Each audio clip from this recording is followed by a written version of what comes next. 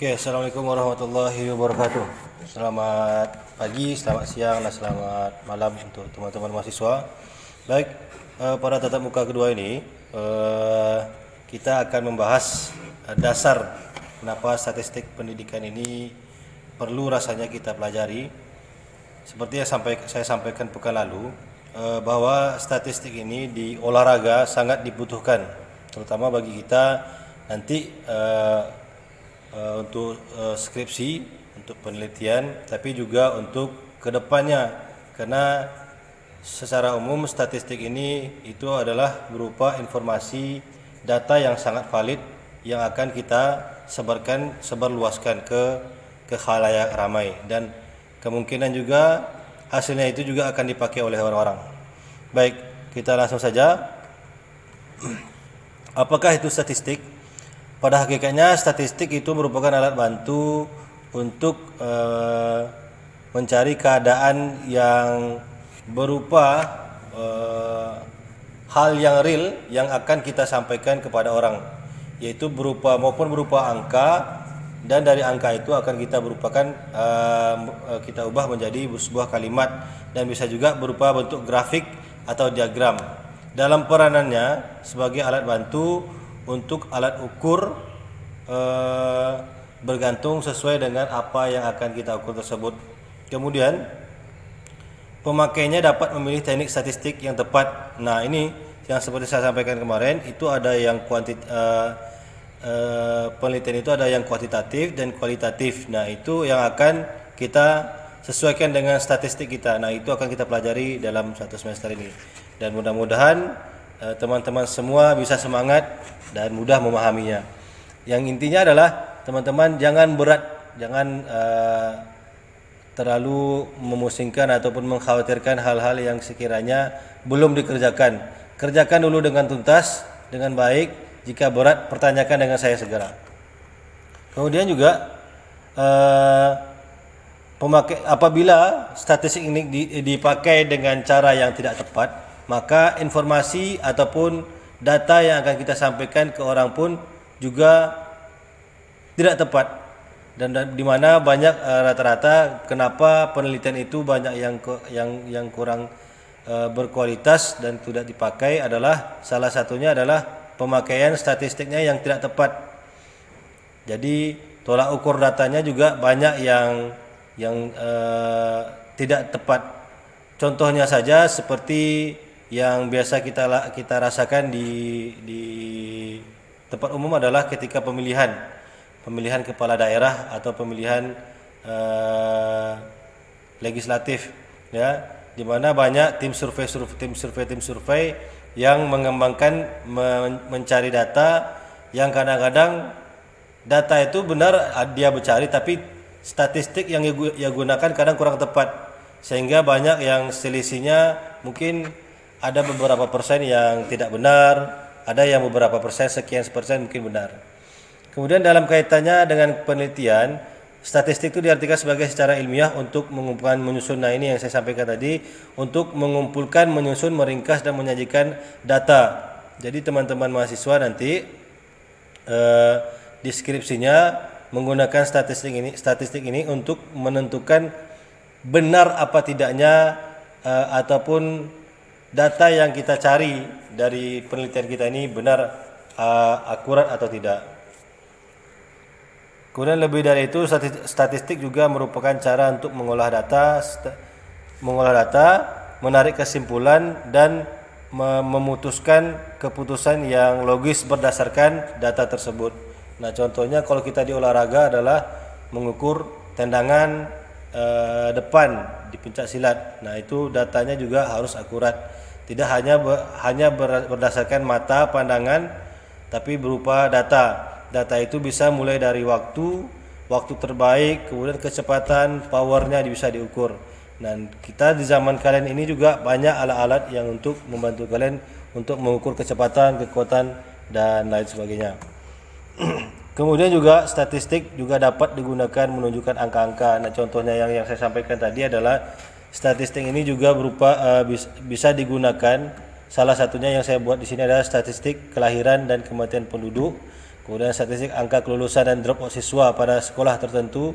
Nah, ini yang akan di ruang lingkup pendidikan nanti akan mengalami hal ini.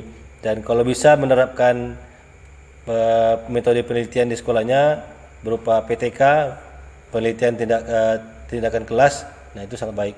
Kemudian dalam olahraga di sini ada saya buat statistik mengukur kecepatan pukulan dan tendangan, itu dalam olahraga bela diri ya, mengukur kecepatan waktu.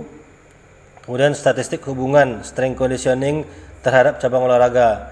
Nah, ini juga yang rata-rata dibuat oleh teman-teman mahasiswa ataupun senior-senior kalian, di mana membuat hubungan kekuatan, hubungan kecepatan, hubungan daya tahan terhadap latihan ini pada cabang olahraga tertentu.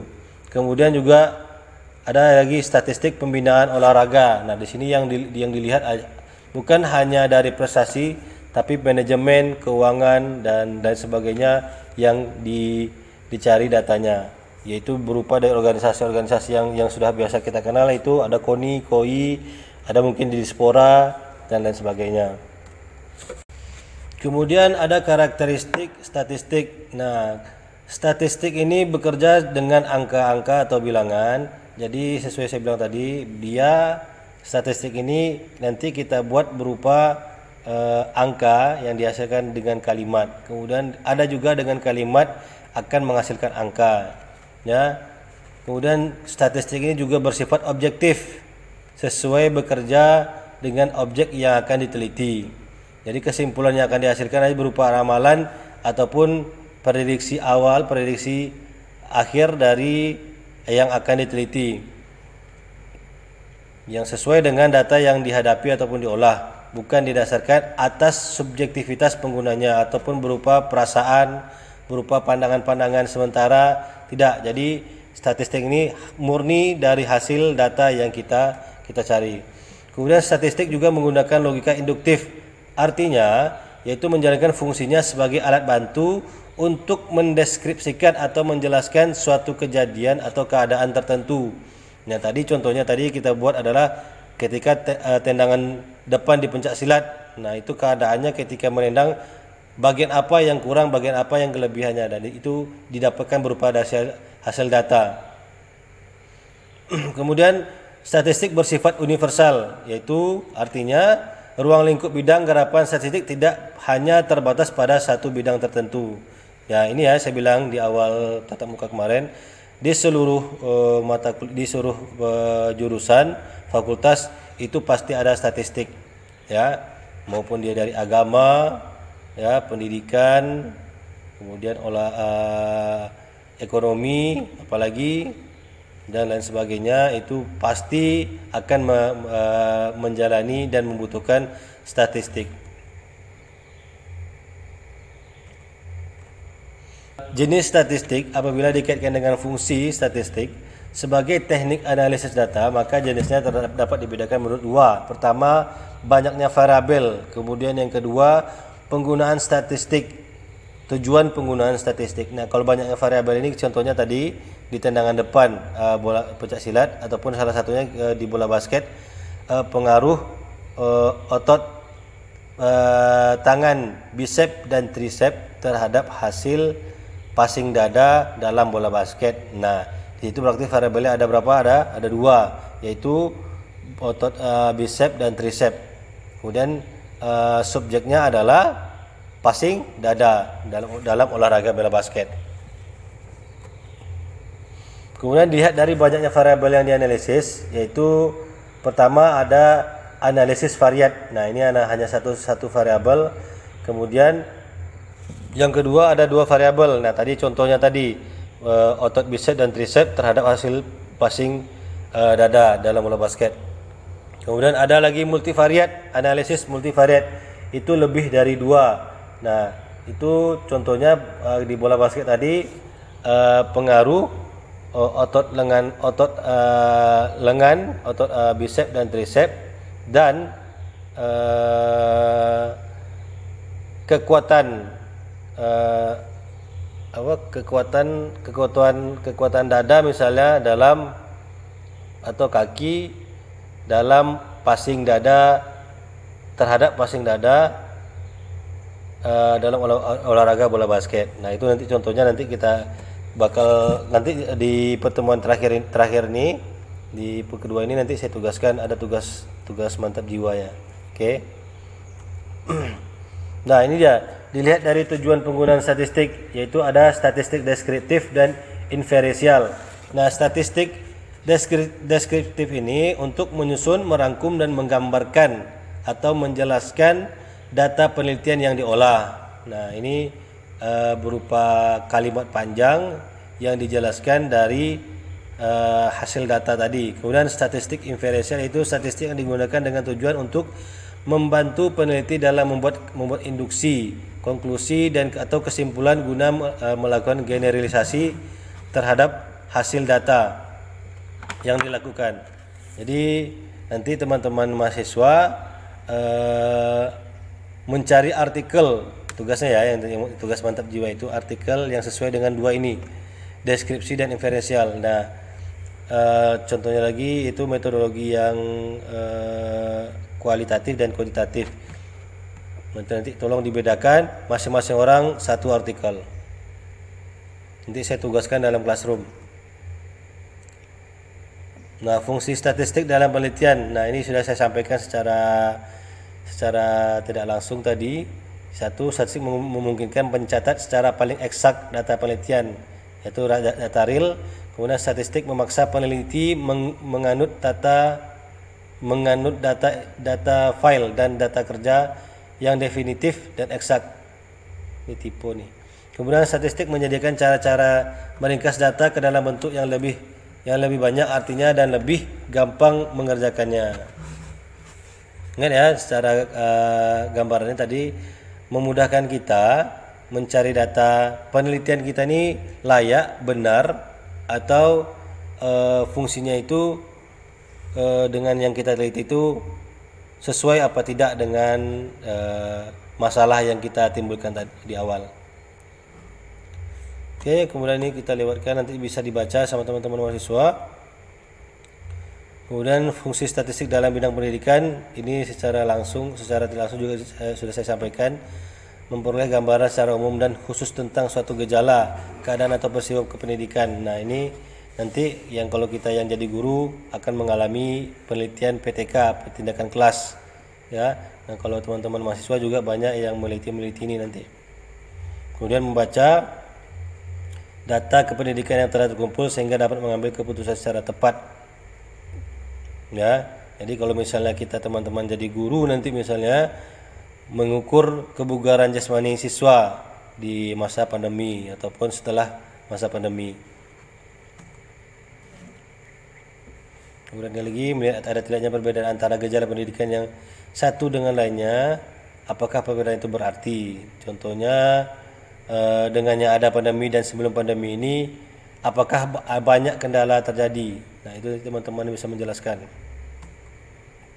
Baik, ini dia statistika, kegiatan untuk mengumpulkan data, menyajikan data, menganalisis data dan dengan metode tertentu, kemudian menginterpretasikan hasil analisis. Kemudian melalui fase yang kita sebut nanti deskriptif dan inferensi tadi, yaitu berkenaan dengan pengumpulan data, pengolahan, penyajian sebagian atau seluruh data tanpa pengambilan kesimpulan. Kemudian baru inferensi, setelah data dikumpulkan maka dilakukan berbagai metode statistik yang mana lebih pantas dan layak untuk dikembangkan. Dan ini kegunaan dan tanya penelitian itu gunanya untuk apa, fungsinya untuk apa, agar sebelum melalui fase-fase deskriptif dan inferensi. Baik, kita masuk kepada metode ilmiah tadi, kita lanjutkan tadi. Kemudian langkah-langkah dalam metode ilmiah. Nah, pertama dalam nanti teman-teman ketika mempelajari metodologi penelitian, membuat karya ilmiah atau cara penulisan karya ilmiah, teman-teman nanti akan membuat satu, merumuskan masalah, kedua melakukan studi literatur, tiga membuat dugaan atau hipotesis dari masalah yang kita buat, keempat mengumpulkan dan mengolah data, menguji hipotesis apakah ini benar sesuai dengan dugaan atau tidak, kemudian yang terakhir mengambil kesimpulan. Nah, peranan statistik adalah di langkah nomor 4, yaitu instrumen menggunakan langkah-langkahnya ataupun statistiknya menggunakan rumus apa, sampelnya jumlahnya berapa, sifat datanya seperti apa, variabelnya ada berapa banyak, kemudian metode analisisnya. Ya, kemudian nanti baru teman-teman simpulkan. Nanti kita pelajari yang hanya peran statistik. Oke, kemudian ini yang saya sampaikan tadi, saya singgung data kualitatif dan kuantitatif. Nah, tergantung metode penelitiannya seperti apa. Jika kualitatif, data yang dinyatakan dalam bentuk bukan angka, yaitu contohnya jenis pekerjaan, status marital, tingkat kepuasan kerja, ya. Ini lebih kepada contohnya contoh kasus seperti manajemen olahraga tadi. Nah, kemudian itu lebih dominan, angka pasti ada, tapi lebih dominan berupa kalimat-kalimat. Kemudian yang kedua adalah data kuantitatif, yaitu murni semuanya angka tapi tetap ada penjelasan. Kemudian lamanya bekerja, contohnya lama bekerja, jumlah gaji ataupun hasil tendangan, ya. Kalau kita di olahraga hasil lemparan, ya. Nanti di sini akan kita pilih-pilih, ya. Di kualitatif ada itu nominal ordinal, kemudian kuantitatif ada interval rasio. Nanti kita pelajari semuanya, tapi lebih kepada rumus-rumusnya saja. Baik, data nominal di sini, data berskala nominal adalah data yang diperoleh dengan cara kategori dan klasifikasi. Nah, cirinya adalah posisi data setara, tidak bisa dilakukan operasi matematika. Ya, contohnya mengukur manajemen organisasi olahraga sepak bola. Nah, itu bagaimana mengukurnya, yaitu suatu kebijakan-kebijakan, ya. Yaitu contoh, kemudian jenis pekerjaannya dari organisasi itu apa, mulai dari direkturnya, manajemennya, pelatihnya, atlet-atletnya. Nah, itu contohnya kerjanya, jenis pekerjaannya dari jenis bidang tadi apa saja. Kemudian kalau data ordinal itu data berskala, data yang diperoleh dengan cara kategorisasi dan klasifikasi juga, tetapi di antara data tersebut terdapat hubungan, ya. Contohnya motivasi atlet untuk menghadapi PON atau Porprov. Nah, itu nanti pengukurannya berupa deskriptif juga. Kemudian kepuasan kerja manajemen dalam persiapan menghadapi Porprov. Nah, itu nanti teman-teman juga akan membuat kesimpulan dengan data deskriptif. Nah, yang di bawah ini adalah kuantitatif, itu data intervalnya. Contohnya data yang data berskala interval, itu data yang diperoleh dengan cara pengukuran di mana jarak antara dua titik skala sudah diketahui. Contohnya adalah kalau kita di sini adalah temperatur, ya, dari Celsius, Fahrenheit, kemudian ada lagi sistem kalender. Nah, kalau kita di olahraga adalah mengukur jarak lari dengan kecepatan waktu. Nah, kemudian data rasio. Data berskala rasio adalah data yang diperoleh dengan cara pengukuran di mana jarak antara dua titik sudah diketahui dan mempunyai titik nol atau absolut.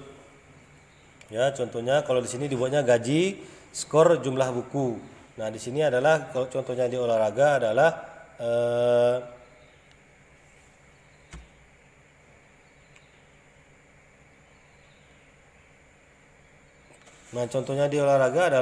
di hasil dari beberapa data, contohnya hasil lemparan atlet, ya, dari beberapa atlet. Contohnya ada 10 atlet melempar dari jarak dari titik nol yang sama, kemudian melempar dengan jarak yang bebas, kemudian diukur. Pengolahan data. Nah, ini pengolahan datanya saya persilakan sama teman-teman untuk membaca, ya, lebih baik dibaca. Kemudian ini pengolahan datanya, alurnya, mulai, kemudian jenis data apakah nominal, ordinal atau interval rasio. Nah, kalau interval rasio langsung menggunakan statistik parametrik. Kalau nominal ordinal menggunakan statistik non parametrik, maka ada lagi beberapa variabel yang akan ditentukan, yaitu 1K atau 2 atau lebih.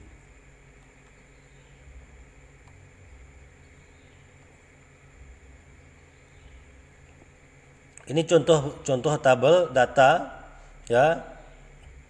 Di sini yang diukur adalah bidang pekerjaan berdasarkan latar belakang pendidikan. Nah, di sini bidang pekerjaan, kemudian administrasi personalia, ya, produksi, marketing, keuangan. Kemudian yang dari latar belakang pendidikan tamatan SMA ada 1, ya. Kemudian personalia produksi dari 5 bidang: administrasi, personalia, produksi, marketing, kemudian keuangan. Karena produksi ada 4 orang, marketing 2 orang, keuangan 3 orang. Akademi ataupun D3, D1 sampai D3 ada 8 sampai ini, administrasi 8 orang, personalia 1 orang, dan lain seterusnya. Dan ini berupa grafik dari data di atas. Grafik ini dibuat dari data di atas. Ya. Nah, cara membuat grafik ini mudah-mudahan kita sempat untuk mempelajarinya. Nah, ini salah satu contoh membuat tabel. Ya, tabel sini memberikan informasi secara rinci terdiri dari atas kolom dan baris. Nah, atau boleh perhatikan untuk kolom pertama label, kolom kedua frekuensi atau jumlahnya, kemudian barisnya berisikan data berdasarkan kolom. Nah, data berdasarkan kolom ini perhatikan. Di sini barisnya ada 1, 2, 3, 4, 5 ya, pendapat tentang sertifikasi. Kemudian sangat perlu, tidak tahu, tidak perlu, sangat tidak perlu. Nah, di Jawa Barat membutuhkan informasi pendapat tentang sertifikasi berapa orang jumlahnya. Kemudian Jawa Tengah berapa, Jawa Timur berapa, NTT, Papua berapa. Nanti dijumlahkan. Nah, dari data di atas nanti terbuatlah kita grafiknya. Ya, grafiknya. Di sini ada jenis grafik, ada bar, line, pie, interaktif. Nah, pie ini lingkaran. Intinya adalah teman-teman nanti membuat grafik ini berdasarkan data yang sudah ada. Jadi data itu sudah terbentuk, maka baru bisa buat grafik. Ya, ini contoh-contoh grafiknya. Nanti bisa dilihat saja. Kalau teman-teman ingin coba-coba, silakan buka di Word. Nah, ini contoh-contohnya rumus. Oke, jangan terlalu pusing dulu. Nanti setelah ini kita langsungkan saja. Ya, setelah ini banyak angka-angka. Daripada teman-teman pusing melihat ini, kita langsung melihat angka untuk di tatap muka selanjutnya. Ya, jadi nanti saya buat berupa video, berupa tugas. Nanti saya buat data variabel dan data objeknya. Nanti teman-teman mencari data awal, data rata-rata, tengah, akhir, kemudian nanti total seluruhnya, kemudian baru nanti masuk kepada contohnya ini ya, ini ada modus dan lain sebagainya, nanti kita cari. Oke? Mungkin sampai di sini dulu untuk tatap muka awal kita. Mudah-mudahan teman-teman tidak terlalu pusing. Tetap semangat. Ya, tetap semangat. Jangan habis di sini langsung Muhammad, enggak perlu Muhammad, santai aja. Kita nikmati statistik ini. Ya, intinya nanti semua yang akan saya berikan ini tidak berat, asalkan kita nikmati. Ya, tugas untuk awal tatap muka kedua ini adalah dan dikumpul pekan depan. Tugasnya itu pertama berupa 1 orang data kuantitatif dan data kualitatif. Berarti ada 2 artikel. Nah, untuk pekan depan akan saya buat absennya 2 kali. Absen pertama adalah kita pembahasan selanjutnya. Absen kedua adalah yang mengumpulkan tugas artikel. Ya, mengumpulkan tugas artikel. Nah, yang tugas artikel ini bukan hanya berupa artikel, tapi teman-teman merekam video artikel pertama dan kedua menjelaskan. Artikel ini menggunakan data ini, data kuantitatif. Kenapa data kuantitatif? Teman-teman tinggal baca aja di teknik analisis data di artikelnya tersebut. Jadi nanti teman-teman bisa menjelaskan di sana. Data ini termasuk data kuantitatif karena di artikel ini menggunakan ini, ada kalimatnya di sana. Kemudian yang data kualitatif begitu juga, teman-teman merekam video, kemudian sampaikan datanya ini. Dan saya minta videonya itu boleh berupa video seperti ini, ya, atau teman-teman meletakkan HP-nya statis, kemudian direkam artikelnya yang ada di laptop atau hasil print out. Silakan. Tapi yang saya minta adalah nanti teman-teman mengumpulkan berupa video dan 2 artikelnya. Masing-masing orang ada 2 artikel, yaitu artikel data kuantitatif dan data kualitatif. Paham ya? Jadi saya minta tidak ada yang berat, masih ringan lah, karena saya buat 2 kali absen. Yang mengumpulkan tugas itu 1, kemudian yang absen kedua adalah materi pembuatan tugas rumus dan data, mengolah data nanti ya. Pekan depan kita sudah mulai masuk pengolahan data. Oke, terima kasih. Sampai jumpa di tatap muka ketiga atau tatap muka keempat selanjutnya. Sampai jumpa dan tetap semangat, jaga kesehatannya, jangan pusing, bawa enjoy saja. Mudah-mudahan teman-teman bisa menerap, teman-teman mahasiswa bisa menerapkan statistik ini di tahap selanjutnya, itu deskripsi. Oke, terima kasih, sampai jumpa. Salam olahraga. Assalamualaikum warahmatullahi wabarakatuh.